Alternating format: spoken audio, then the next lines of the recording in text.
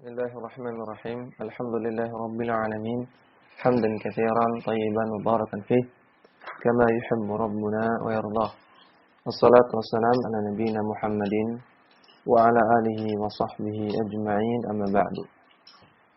Kembali kita membaca kitab Al-Mustafad ala Lum'atil I'tiqad karya Syekh Abdullah bin Shalih Al-Qusair hafizahullah ta'ala, dan risalah Lum'atul I'tiqad karya Al-Imam Ibnu Qudamah Al-Maqdisi rahimahullah ta'ala. Halaman 58. Al-Imam Ibnu Qudamah mengatakan mislu khurujid dajjali.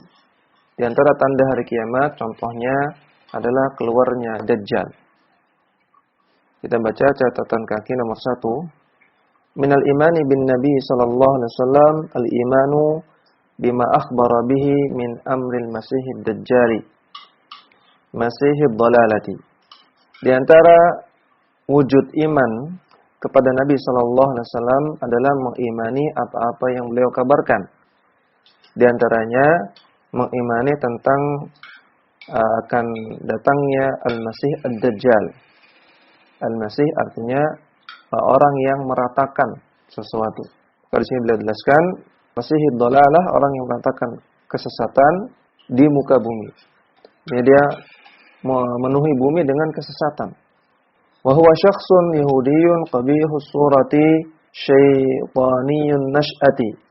Dia adalah orang Yahudi yang bentuknya sangat-sangat buruk rupa dan perilakunya syaitani, seperti setan. Qala anhu an-nabiy sallallahu alaihi wasallam. Nabi sallallahu alaihi wasallam bersabda tentang Dajjal, "Ulamun a'waru addarru syai'in wa aqalluhu manfa'atin." Dia adalah seorang pemuda yang a'war, yang buta sebelah matanya, yang paling berbahaya di muka bumi dan paling sedikit manfaatnya. Rawahu Ahmadu wa Tirmidzi, hadis riwayat Imam Ahmad dan At-Tirmidzi. Wa jumlatu sifatihi fil ahadits sahihati an Nabi sallallahu alaihi wasallam annahu, dan beberapa sifatnya disebutkan dalam hadis-hadis yang sahih dari Nabi sallallahu alaihi wasallam. Bahwasanya Dajjal itu rajulun qasirun, adalah seorang laki-laki yang pendek. Afhaju, yang kakinya bengkok. Ja'dun, rambutnya keriting. A'waru, matanya buta sebelah. Mamsuhul ainil yusra, yang mata sebelah kirinya itu rata. Artinya tidak menonjol, namun dia rata. A'warul ainil yumna, sedangkan mata yang sebelah kanan itu buta. Ka'annaha anbatun tafiyatun. Matanya yang buta tersebut itu seperti buah anggur yang busuk. Maktubun baina ainaihi kafirun. Tertulis tulisan di antara kedua matanya tulisan kafir, yaitu ka, fa dan ra. Terdapat huruf kaf, fa dan ra. Yaqra'uhu kullu mu'minin qari'un wa ghairu qari'in. Yang tulisan tersebut bisa dibaca oleh setiap mukmin, baik yang bisa membaca ataupun yang tidak bisa membaca. Wa yufhamu minan nususil waridati bi sya'nihi anna khurujahu huwa awwalul alamatil ardiyatil kibari. Dan bisa dipahami dari nas-nas yang membahas tentang Dajjal, bahwasanya keluarnya Dajjal itu adalah tanda yang pertama terjadinya kiamat di muka bumi, yang merupakan tanda yang besar. Karena ada tanda kiamat yang sughra, yang kecil, dan ada tanda kiamat yang kubra, tanda kiamat yang besar. Tanda kiamat yang sughra, yang kecil, ini terjadinya masih jauh dari hari kiamat, sedangkan tanda kiamat yang kubra, yang besar, ini terjadi mendekati hari kiamat. Dan sebagian ulama mengatakan tanda yang pertama bukanlah munculnya Dajjal, namun munculnya dukhan, munculnya asap. Sebagian ulama mengatakan yang pertama adalah munculnya Dajjal, sebagaimana dalam kitab ini. Wa annahu ba'da fathil Konstantiniyati, dan munculnya Dajjal itu setelah ditaklukkannya Konstantinopel. wa qabla nuzulil Masih ibni Maryam alaihissalam minas sama'i. Dan keluarnya Dajjal itu sebelum turunnya Al-Masih Isa bin Maryam alaihissalam dari langit. Ai fi akhir khilafatil Mahdi, yaitu munculnya Dajjal itu terjadi di akhir-akhir masa khilafahnya atau pemerintahannya Imam Al-Mahdi. Qala sallallahu alaihi wasallam, Rasulullah sallallahu alaihi wasallam bersabda, "Wa futihal Konstantiniyatu khuruju ad-Dajjali." Dan ketika Nabi SAW menyebutkan tanda-tanda kiamat, Nabi sebutkan buka Konstantinopel, artinya ditaklukkan Konstantinopel. Kemudian setelah itu khurujud Dajjal, keluarnya Dajjal. Rawahu Ahmadu, hadis riwayat Imam Ahmad.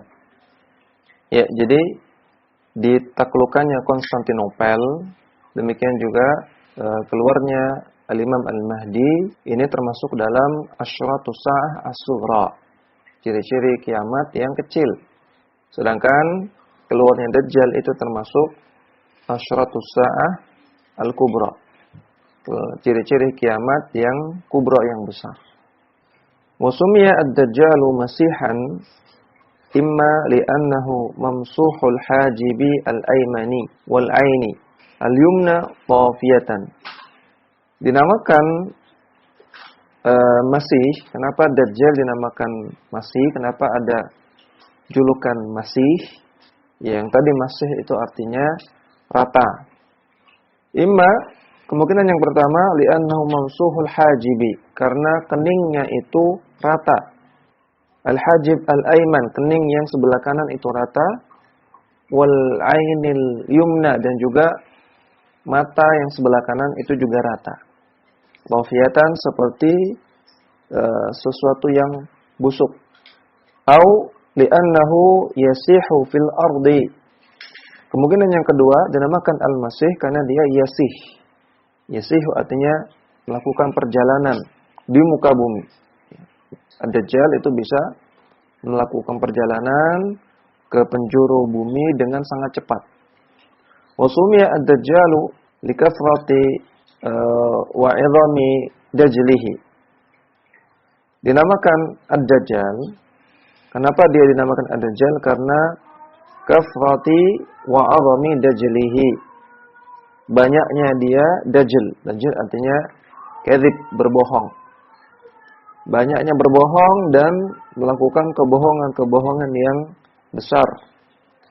Alladzi yughti bihi al-haqqa, yang menutupi kebenaran. Wa huwa akhirud dajjalati wa a'dhamuhum. Dan Dajjal, Al-Masih ad-Dajjal adalah Dajjal yang terakhir dari Dajjajilah. Dajjajilah artinya Dajjal. Dan dia adalah Dajjal yang paling besar.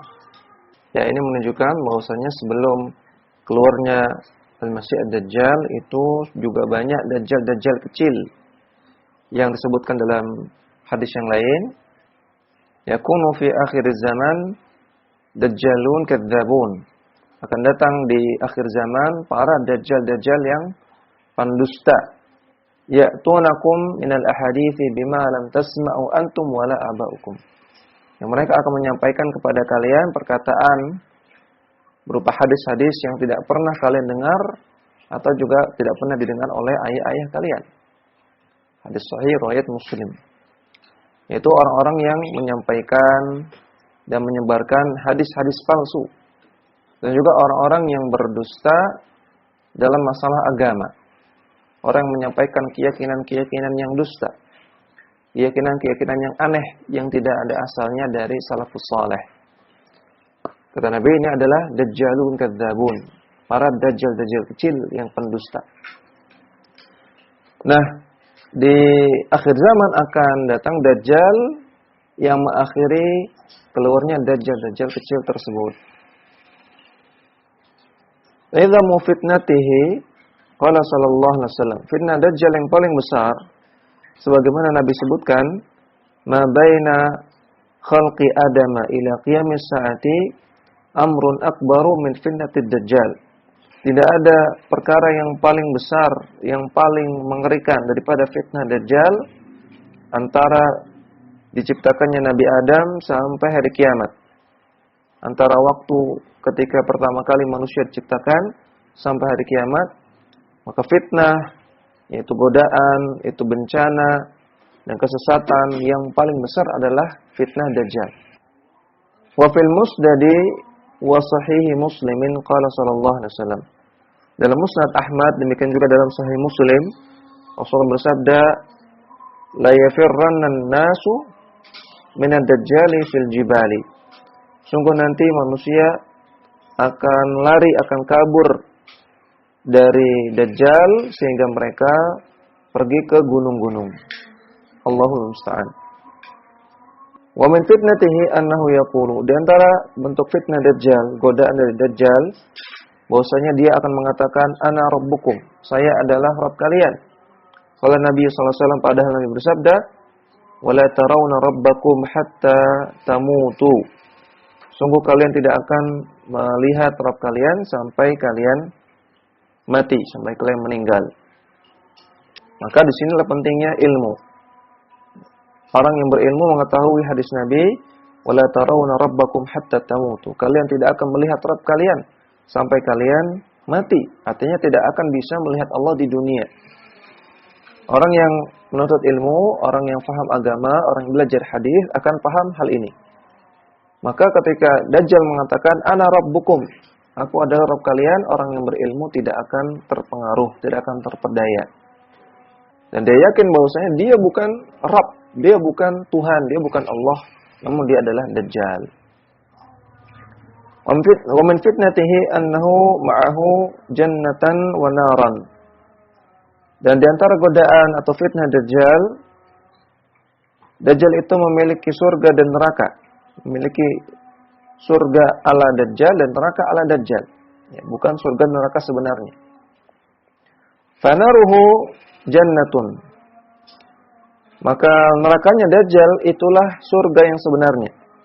Wa jannatuhu narun. Dan surganya Dajjal itulah neraka.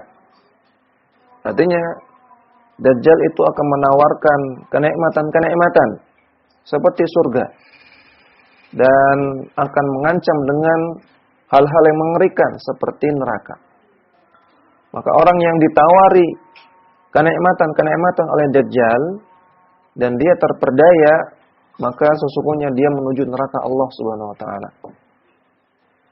Sedangkan orang yang diancam oleh Dajjal dengan kengerian-kengerian, namun mereka tetap istiqamah, mereka tidak terperdaya. Mereka bersabar, bertahan walaupun merasakan kengerian, merasakan musibah dari Dajjal, namun sebenarnya dia akan mendapatkan surga Allah Subhanahu wa taala. Maka ini maksud dari perkataan fanaruhu jannatun wa jannatuhu nar. Faman ibtala atau faman ibtuliya bi fitnatihi falyasta'id billahi wal yaqra fawatihal kahfi. Maka barang siapa yang diuji dengan fitnah Dajjal, maka hendaknya dia meminta perlindungan kepada Allah Ta'ala, dan hendaknya dia banyak-banyak membaca awal-awal dari surat Al-Kahfi.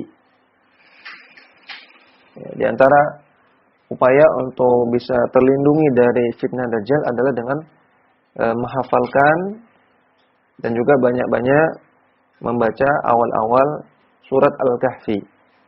Yaitu 10 ayat pertama dari surat Al-Kahfi. Wa min fitnatihi ay yaqula lil a'rabi. Di antara fitnah Dajjal, Dajjal mengatakan kepada orang A'rabi, kepada orang gurun, kepada orang pedalaman. Dajjal mengatakan, "Ara'aita in bu'ithtu laka abaka wa ummaka atashhadu anni rabbaka." Wahai orang A'rabi, bagaimana menurut Anda kalau saya bisa menghidupkan kembali ayahmu dan ibumu? Apakah engkau akan bersaksi bahwasanya aku adalah Tuhanmu? Fayaqulu na'am. Maka orang A'rabi tersebut, orang pedalaman tersebut mengatakan, iya. Kalau engkau bisa hidupkan ayah dan ibu saya akan mengaku engkau adalah Tuhan. Fayatamatsalu lahu syaitanani fi surati abihi wa ummihi.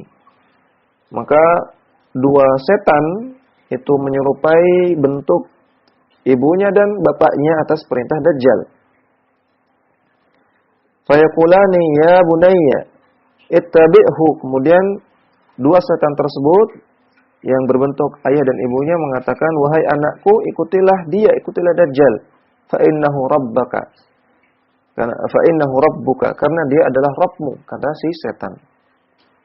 Wa inna min fitnatihi ayyusallita ala nafsin wahidatin wa yaqtuluha binashriha bil minshari hatta talaqqa syiqqataini.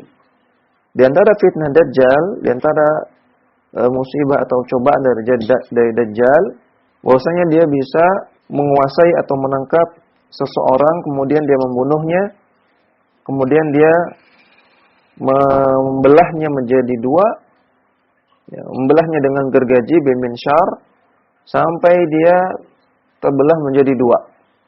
Tsumma yaqulu, kemudian Dajjal mengatakan, "Unduru ila abdi fa inni ab'atsuhu." Wahai orang-orang, lihatlah kepada hamba saya ini, kepada orang yang saya belah ini, saya akan hidupkan kembali. Tsumma yaz'umu anna lahu rabban ghairi. Kemudian Dajjal mengatakan, namun orang ini yang saya akan hidupkan ini, dia mengira bahwasanya dia memiliki Rabb selain aku, selain Dajjal. Fa yab'atsuhu Allahu wa yaqulu lahu ad-dajjalu al-khabithu man rabbuka.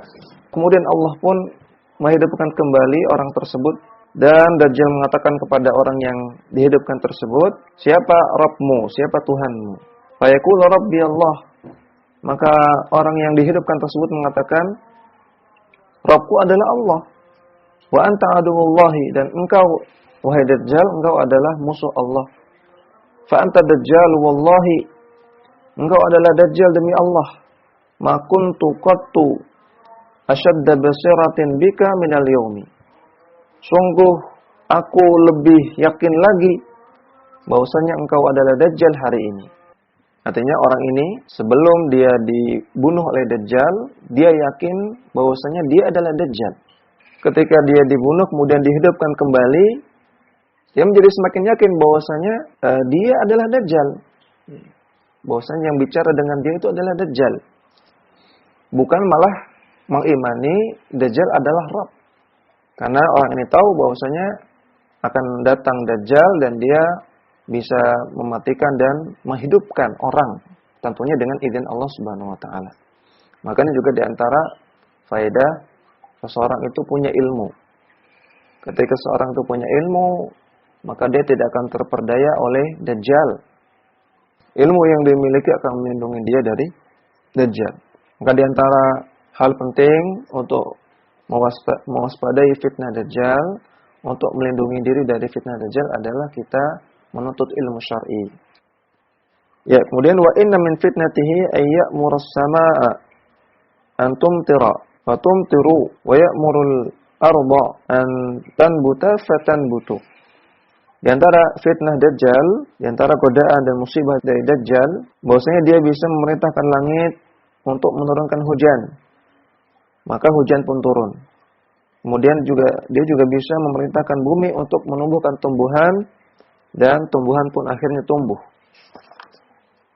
Maka kita lihat di sini fitnah Dajjal itu sangat-sangat mengerikan, sangat-sangat membahayakan dan sangat-sangat memperdaya.